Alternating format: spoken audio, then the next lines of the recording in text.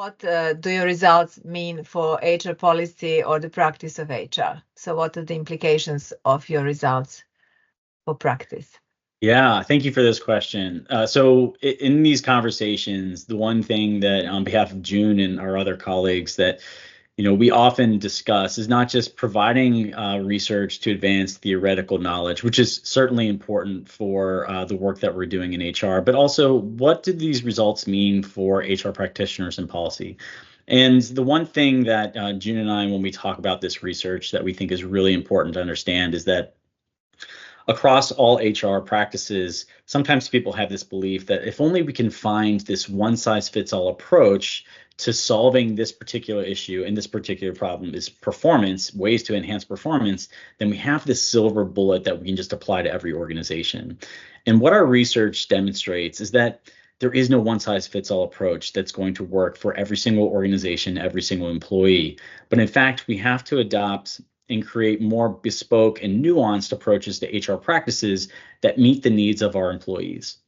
Now, the great news is, across all the findings that we have from this research, is that every employee has these universal motivational strivings, whether that's communion striving, status striving, or achievement striving at some varying levels. And so adopting any of the practices that we highlight or recommend in our research more likely will have a positive effect for organizations, because we did find that these particular outcomes held across a number of different results when we looked at it empirically.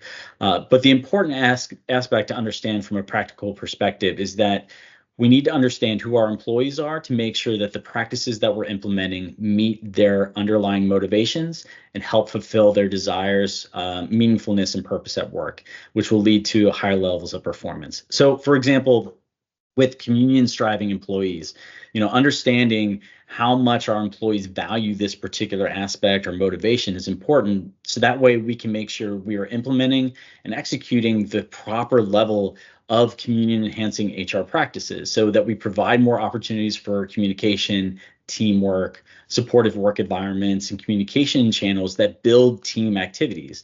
And this is particularly important as organizations continue to face challenges with more remote work or aspects of dealing with more virtual work that have come from the pandemic. So understanding that employees value this aspect of communion striving and how our HR practices can help augment the work environment is particularly important for performance.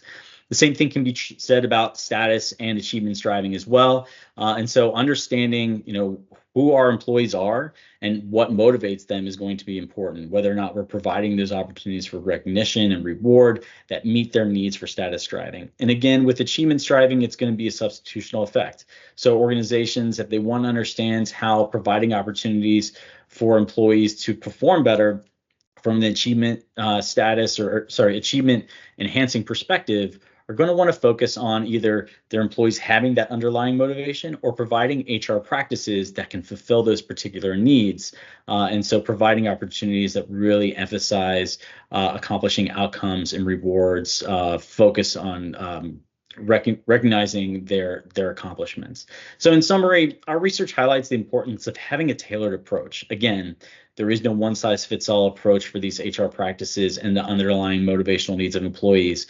But from an HR management perspective, making sure that what we're implementing and putting into practice in our organizations aligns with the underlying needs of our employees is going to be critically important for helping them achieve higher levels of performance, but also helping create work environments that ultimately will lead to more meaningfulness and purpose for the employees, which is an underlying aspect of the theory of purposeful work behavior. And so to summarize our findings for practical purpose, we want to encourage organizations to make sure they know who their employees are, so that way they're spending their resources, their time, their energy, and efforts on the right practices to get the most out of their organizational output.